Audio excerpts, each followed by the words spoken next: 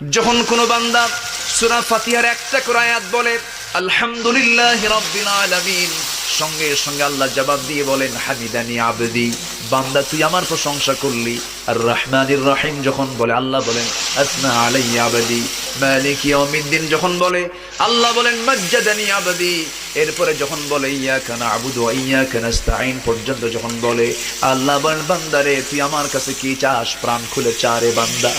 ইহদিনাস সিরাতাল মুস্তাকিম থেকে শুরু করে নিয়া ওয়ালাদ-দাল্লিন পর্যন্ত যখন বান্দা বলে তখন আল্লাহ বলেন বান্দা নামাজের মধ্যে এমন প্রেমের খেলা খেললি বান্দা, তুই যা চাইলি সব আমি আল্লাহ কবুল করলাম।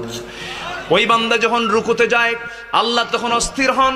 ওই বান্দা যখন সিজদায় যাওয়ার জন্য প্রস্তুতি নাই, সমস্ত ফেরেশতাকে ডাক দিয়ে বলেন ও ফেরেশতারা, এই বান্দাগুলো আমাকে দেখলো না, রাসূলকে দেখলো না, কোরআনকে দেখে হাদিসকে বিশ্বাস করে আমাকে খুশি করার জন্য তার সবচেয়ে সম্মানজনক